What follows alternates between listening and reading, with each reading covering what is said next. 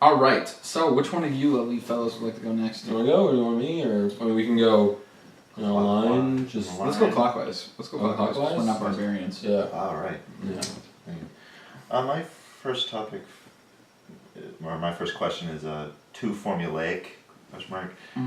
It concerns just the Marvel and DC kind of planning out till 2020, and then you have like the Star Wars just recently got announced its sequel in the first movie. Episode 7 hasn't even come out yet. I just wanted to and the pose spin-off. the question, and the spin-off. Yeah. Like, I'm just want to pose a question like, is this like becoming? Is it a bad thing just to have this planned out so far ahead that like this is all we're going to be really doing for the next 10 years? Just a bunch of sequels, a very rich universe and rich with like creativity and like a base like lore, especially with Marvel and DC. But just is this too much? Is it to create this system of like of just this cash, it's like this cash flow, and I'm not saying like it's definitely going to be high quality and very marketable and all that, but it's just like. It's like, is it going to stagnate? Yeah. Is it going to stagnate? Is it going to, especially with the comic book movies, is it going to like fall into the pitfalls like that comics have? Probably like another adventure, another conflict. Is it going to be able to keep it fresh enough that people are going to still be interested 5 years from now or 10 years from now? Right. So for me, the first thing that comes to mind is this idea. Okay, so there's a difference. How can I put this? I like deliberateness, and like where I like the planning ahead. Whereas I felt like before, like they'd throw something at a wall and see if it stuck, and if it did stick, they might not have left it in a place that actually is that well set up for a sequel, or like fleshed out enough to actually go anywhere besides rehashing the adventure we just went on, and things like that. Like for me, I if you have a full universe that you want to explore and you have stories that you can tell in that universe, I think for me, I'd like to see you be deliberate about it and plan ahead, even if it does mean that we're going to be getting 32 superhero movies in the next like 5 years. I actually have I made a series of widgets on my phone that have like how many days away until for all these different movies. You could just say like X-Men Apocalypse, 438 days. Shazam, 1,481 days. Green Lantern, 1,922 days. I even have like Doctor Strange, 599. Fantastic Four 2 is 851 days away. There you go. Yeah, it's like I'm obviously interested in this stuff, so I am paying attention to it, and I obviously have a little bit of a bias. But like for me anyway, it feels different and better than like the RoboCop remake. Like I just felt like this came out of left field. Right, We're we've reached back and we're rehashing things that like were hashed out before. Like where it's like I feel like if you actually look at what the Avengers thing is doing is like the Avengers had never been on the screen before. Nobody that's in the Avengers had been on screen before. And the thing about it is that the success of Robert Downey Jr. as Iron Man is now giving us a chance to have Chadwick Boseman as Black Panther. Like a Black Panther movie, if you pitched it in 2007 before Iron Man came out, nobody would have thought of making this. Now we have characters as obscure as the Vision. And Ant-Man, like, are getting their own feature movies, and like the thing about that is like these guys were always cool in comics, and they found ways to make them work in comics. Like a little dude in a bright red spandex suit that can like shrink down to the size of an ant. Like they wrote tons of comics about him that were fun, like that people love, and I just don't. I think people are saying, oh, you're gonna be sick of superhero movies by 2020, and I'm like. People have been reading these comics for decades. Yeah. A couple years ago was Batman 75th, like this year. That was, I think it was this year, isn't it? Yeah, and then within a couple years from now, or recently, it was Spider-Man's 50th. Like, you know? Yeah. Like, no, I think this kind of goes off my thing where my argument is that comic books are the closest thing modern or contemporary society has to mythology. Yeah. And it's the way, because we can take them again, reinterpret them slightly, twist some things around, get a new actor to play them, whatever, and then tell a new story with it. So it's like this canon of characters it's like it's Ulysses and it's Achilles and it's and it's Ajax and it's Hermes and Zeus and it's you can tell a different story with them. Right, and I think the thing you nailed right there. So you said the new story, like as long as we're not because for me I had that problem with. I tried to give the Amazing Spider-Man series like a go. Yeah. But I was like, and in a lot of ways, this is really kind of unfair. It's just I just didn't want to see the Spider-Man origin story again. Yeah. And I thought that some of the ways that they handled Spider-Man's origin story in the Amazing Spider-Man versus Spider-Man was cooler. I like the way they did the webs better. I like the fact that they weren't. Did he have web shooters? Yeah, he has. Okay. He has that always bothered me when I was a kid. Yeah, I was like, why web shooters? No, yeah, supposed to be a thing. He says he'll have web shooters. Yeah, that for some reason that really bothered me too. I was like, why is he shooting webs out of his actual body? I didn't like it. It made me uncomfortable. And so I was like, I don't want to rehash the origin story. I just Which is a part of the reason why I'm on board with Dawn of Justice, because they're just like, we're bringing in Batman. We don't need to tell his origin story again because we all know it because he's freaking Batman. Yeah. I'm on board with that. Yeah. Yeah. I heard there might be some flashbacks of him as a kid, but I'm sure it's mostly going to be used especially because a lot of people are saying that it's heavily influenced by Frank Miller Batman, The Dark Knight Returns. Yeah. That it's going to be this is the show his torturedness, not to set up his character. You know what I mean? Yeah.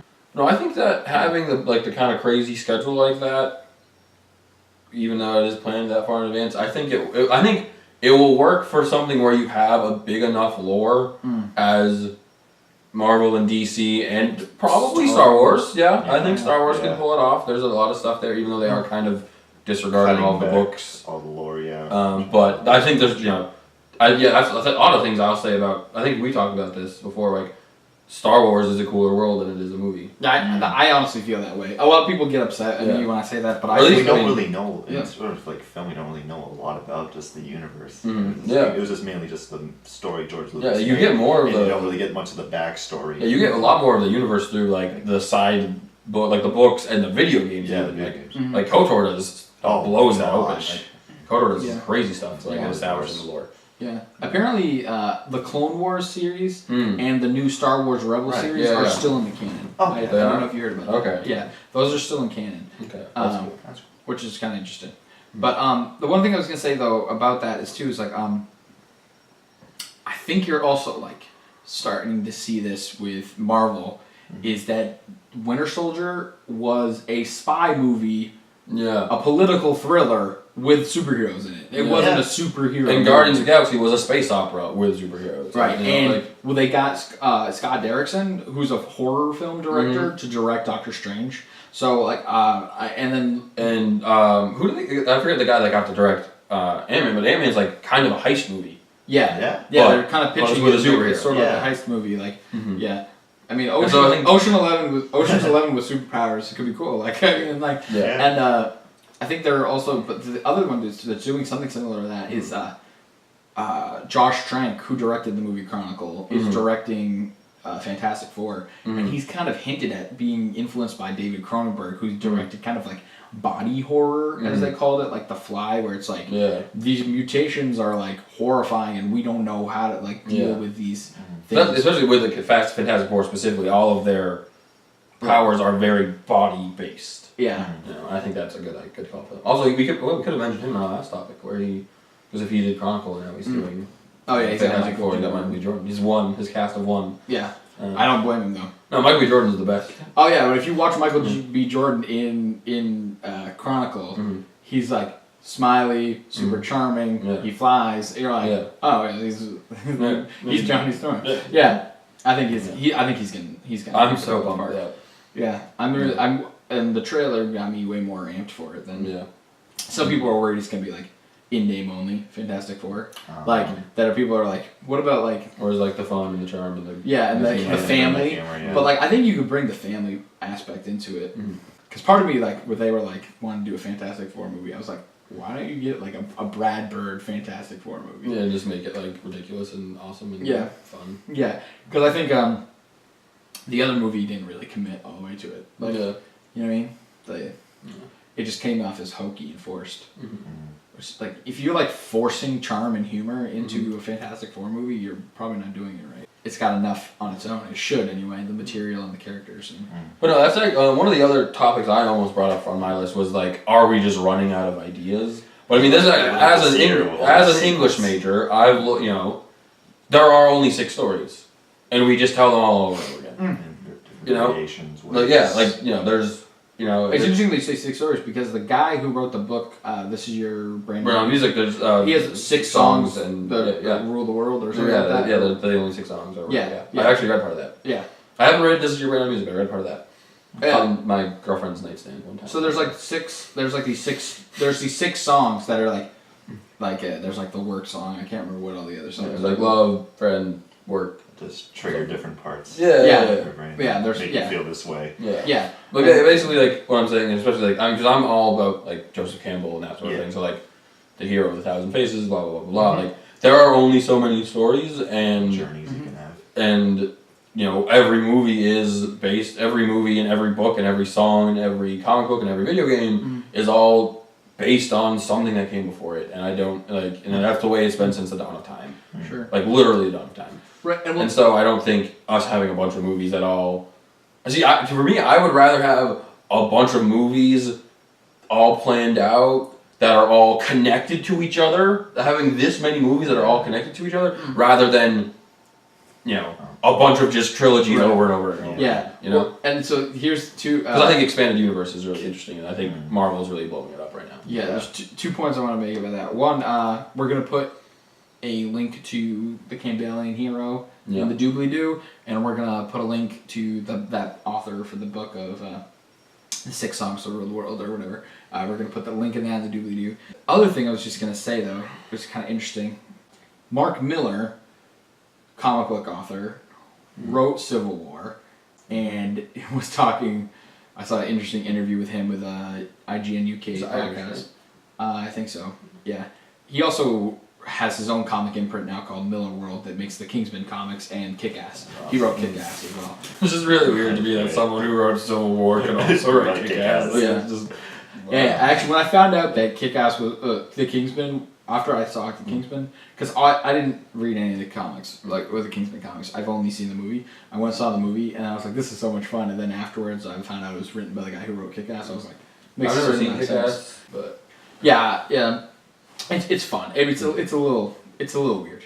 It's not for everybody. Right, it just didn't seem like, from what I saw, like the trailers and stuff like that, like it didn't seem like my type of humor. It seemed like a little too much like, we're just being like vulgar and raunchy for the sake of body. Yeah. But the thing is that Mark Miller was talking about this. Was it like people? Somebody was asking him about on the IGN UK podcast. They were asking him about DC's slate. Compared to Marvel's slate. He says, there's no doubt in my mind that Marvel's going to make every movie that they've told us they're going to make. He goes, there's no guarantee that an Aquaman movie is actually getting made. He was like, if you look at that slate, he's like, if Dawn of Justice doesn't go well, like, it might go like Suicide Squad, rush the production of Justice League, and it'd be done. Like, depending on how well Justice League even does. So, he was saying, like, with DC, he thinks it's more, like, posturing. It's like, oh, yeah, you can't be, like...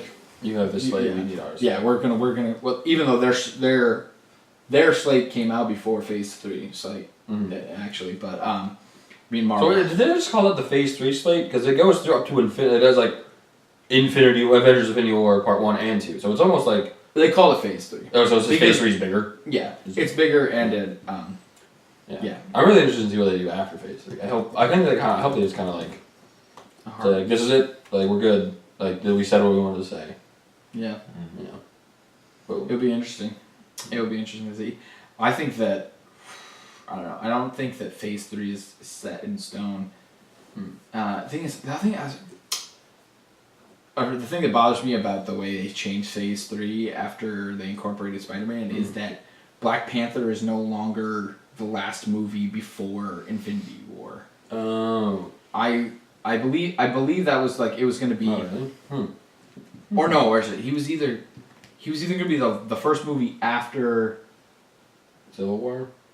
Yeah, or it's like now it's like the way that it moved. Like it made me think that like I was thinking about like this movie feeding into that movie, specifically when it came to Black Panther. Yeah, because he's getting introduced in Civil War, and then he. Yeah. There's also rumors that he's actually going to be in a post-credits sting of Ultron. I wouldn't be surprised because there's this one character in one of the trailers. Ulysses Claw, right? Well, Ulysses Claw as well. Because he's connected to the Panther, isn't he? Yeah, he's like a huge villain in the Black Panther universe. But there's also a woman, one of the mysterious women in the trailers. There's like a few girls that people don't seem to know. One of them is rumored to be another member of the royal family of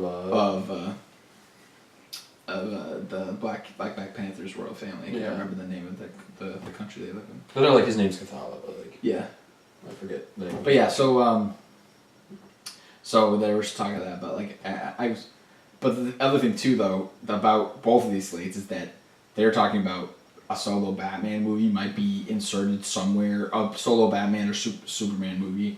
Which is like show up in the DC slate, and another Spider-Man movie might get slipped in there somewhere. Yeah. I don't know.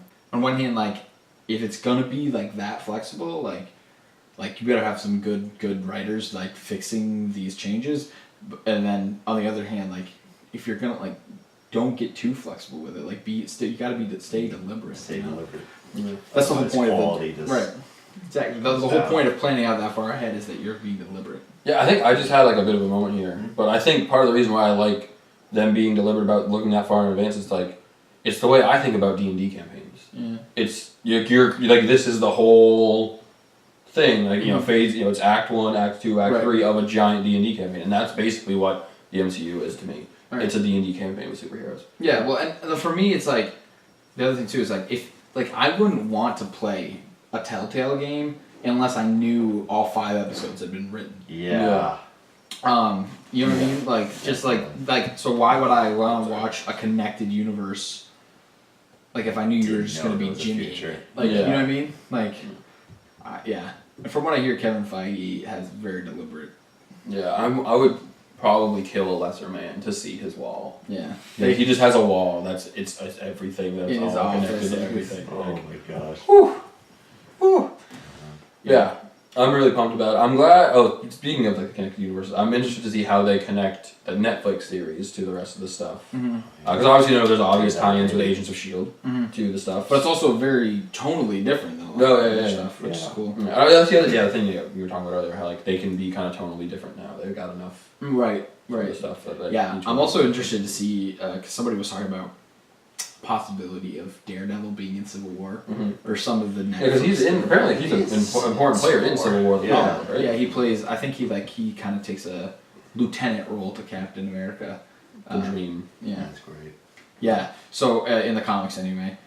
So it'd be interesting to see if they if they bring in some of those characters. I'd be into it. I also think it'd be cool to have specifically Agent Coulson or Director Coulson. Yeah. Be in some of the other Netflix tie-in things. Yeah. But one last thing I will say about this topic, because I think it's a cool topic. But the thing that makes me have faith in any of this is looking at the writers that people are bringing on board to these things. Like Gary Whitta, they brought to write Rogue One, and they're bringing on people like directors like Derek, what's his name? The guy who directed Cabin in the Woods. Oh yeah, first Spider-Man. Yeah, he's gonna be directing the Spider-Man movie. They're bringing in big guns. Yeah, people that I trust, which I think is cool, and they're Cabin in the Woods though. Yeah. And the other thing, you could see that with the Russo brothers in the Marvel Cinematic Universe anyway. Yeah. They gave them more leeway than they gave some other directors. Because they were not big guns at all. Yeah, well, they gave them more creative control, and they were able to make a really amazing movie that still fit within the tone of the MCU, but like expanded it in such a beautiful way. I kind of just want the Russo brothers to direct everything, because if their time on Community has proven anything, is that they can just do any genre they want. Yeah, they're just they're like any exercise in genre, they just nail it. Yeah, they really do. They might be the two most like influential like directors on like the way I approach role playing games. Yeah, they're. We went through that phase where we just did one shots in genre, and it was because of the Russo brothers. Yeah, that was actually before I even watched Community. Yeah. But whatever. Yeah, well, yeah, but the other thing too is about the one shots in genre too. I love it. We should have a video about that. Yeah, we were also influenced a little bit by Fiasco, which I think was a cool concept for a very specific style of role playing. Yeah. And we wanted to take it to a more like tactical style. We should play that this weekend. Yeah, definitely. So yeah, those are my thoughts on the topic. Yeah, so my thing is, I think it will work for things that already have like a good established universe, but I think video games need to get their shit together and start making more original content. I think that that's the thing that video games have a problem with. Yeah, or they need to do. I don't know exactly how you would do it, but make a lot of danger in stagnation. Oh yeah, There's so much other aspects they need to control and stuff, like story, character controls, keeping the gameplay fresh. They just have a lot more points. I think they just need to stay. But I think I don't know how you would do it, but I think having an expanded cinematic universe type of deal, where you can have all these games that are connected, but each one of them is still like tonally different. Sure. I don't know how you would do that, but I think doing something like that would be cool. Well, but I think so. My overall point is, Marvel definitely yes, Star Wars yes, DC yes. But you need to make sure you rock it. Yep. But I think that the rest of the world needs to not be just hashing out reboots and sequels all the time. Well, yeah. So for the thing I was just gonna say about those 2 points you made is. One about the video game thing is honestly, I think the stories that we're telling with video games are consistently getting better, but the way we're telling them isn't necessarily. But then you look at indie games like Gone Home and stuff like that, and the new game was that one. Oh God, what is it called? Anyway, I can't remember the name of it right now, but it's this new game that takes place in outer space. And there's no fighting in it at all, and it's first person with like you can see your hands, and you it's heavily inspired by 2001: A Space Odyssey, Interstellar, and Gravity, and it's like this first person space game adventure thing. Yeah, and I think it all takes place on a vessel, cool, in and around a vessel. No, I just want the Traveler. And apparently they're saying that it also. They're working on Oculus in VR support for it. Oh man. Yeah. That might make me motion sick. Apparently the VR systems are getting way better now. Oh yeah, and apparently also the music is partially done by some dudes from Weezer. Like some of the guys from Weezer are doing some music for it. I think in this age of indie games. So there's mechanics. New mechanical stuff being and the way indie games are being able to stand on their own. Yeah, and also I think also you're seeing a lot of people outside of some of these annualized titles, and I think really honestly the annualization is the problem. Yeah, not necessarily the serialization. The serialness isn't as bad as the annualness, because think about it this way. Game of the year is nonsense. Well, Grand Theft Auto, right? Mm-hmm. Their stories are getting 4 years. Yeah, well the stories that people have been saying. Every Grand Theft Auto game, the story's been getting better and better, and one of the reasons why is because they don't put the game out till it's done, and nobody cares that it took them that long. Especially now when they've added the online mode for GTA 5 and stuff. And they just added the heist mode. It's like you're adding stuff that's going to keep people busy and keep people happy while you take your time. Mm-hmm. That's the thing is I don't know. Would I play Uncharted if it came out every year? I don't know if I would. I don't know if I'd play all of them, but they tell amazing stories because they take their time. And then you're talking about the extended universe of video games, along the lines of Uncharted. There's talk of a sequel to The Last of Us. Being in the same universe, but being about different characters. I was like, you don't want. I was like, don't give me Last of Us. I don't know if I can handle it. I don't think I'm ready for it. Yeah. My little feels just can't take it. Yeah. So I think that'd be kind of interesting. The other thing too, I don't know. For me, the world wasn't interesting about The Last of Us. The world wasn't what interested me about it. Well, no, but I mean, but what the world did to those characters is important to you, whether you think about it or you actively notice it or not. Mm-hmm. But different people though would be influenced by that world in a different way, and it'd be cool to see that. I'd also like to see a whole thing where it's like another 20 years later. So the only people who are alive are people who have been in this world forever, right? Since the fall. Yeah. I almost would like to see 10 years before it as well. Like 10 years before Joel and Ellie, Joel, shortly after the fall. Yeah, maybe not play as Joel, but when 10 years, when Joel had only been living in this world for 10 years, that kind of area. And I'd like to see a little bit of the idea of before things go to complete, what's the 1% like? You know what I mean? That would be kind of cool to explore.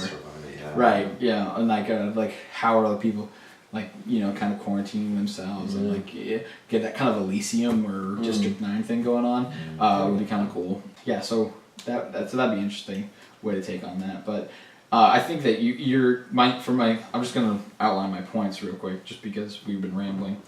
As far as planning ahead, because it is planning, it should be deliberate.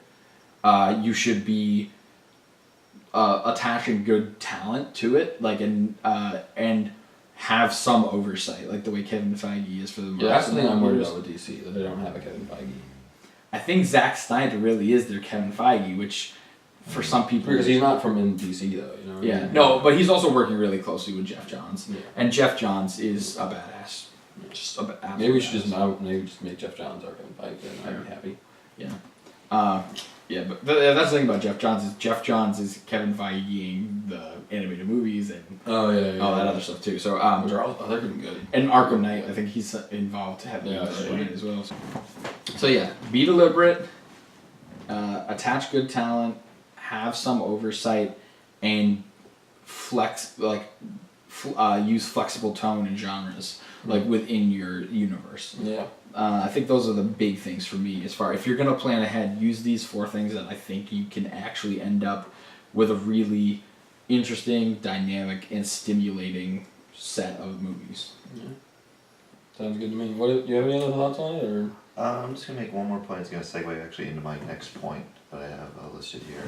Okay. Is you guys mentioned the deliberateness and the assured quality. And just the exercise in genre that some of these movies did, Winter Soldier was very detective, thriller, suspense. Mm-hmm. With that being them taking themselves more seriously, would they be more considered for Oscars and awards?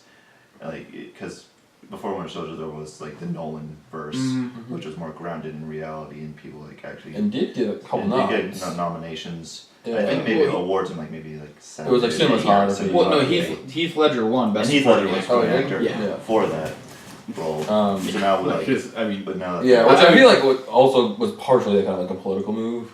I'm I'm sure it was. I don't remember exactly what he was up against that year, but I'm pretty sure he wouldn't have won if he didn't die. I'm not as sure as you are. Okay. I'm really not as sure as you are, but I'll look up the competition for that.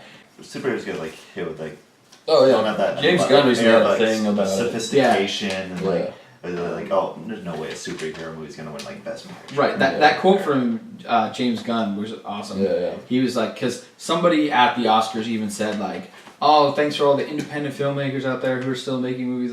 We were going up against all these superheroes and yada yada. We're still making these other movies. And James Gunn was people. He said, I think the quote was. I have it pretty close to memorize. He said, I'm not saying anything negative about your movies, but if you think that you put more effort and love into your characters than the Russo brothers do Captain America, then Joss Whedon does the Hulk, and I did a talking raccoon, you are sorely mistaken. Which I thought was just a really cool thing, because these stories might be about superheroes and talking raccoons, but they're also about us as people. And they're as much about us as ties into my mythology. Right, yeah. About I don't know, others. And the other thing too, like for me, like people like who worked on Birdman, like Birdman couldn't have happened without superhero movies. Yeah. So I mean, like this actually segues into my main topic I want to talk about. So we can go with that. Also, we usually just do one each. Oh sure. Oh no, but this is a subtopic. Yeah, this is about superhero movies. Yeah. People just don't take them seriously. That's the thing. A Winter Soldier and Guardians both got nominated this year, but it was for like special effects and like sound editing. And makeup. Yeah. I think makeup was just Guardians of the Galaxy. Which did it win that makeup? The makeup one? It should have.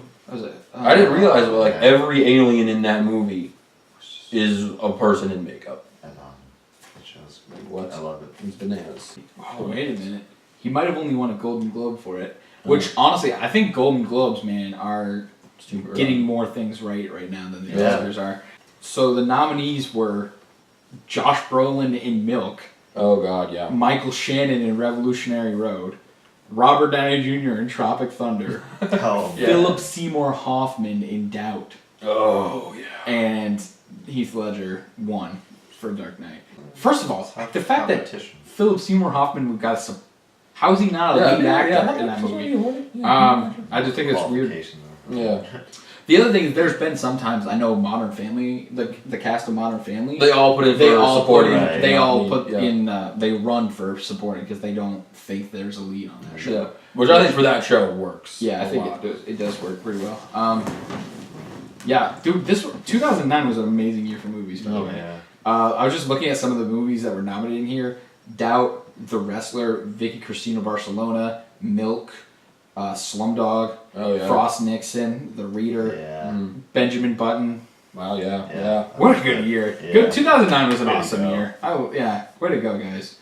Not so much for me personally, but it was my senior year. I have fond memories of it. But yeah, man, that was great movies that year. Yeah. Great music too.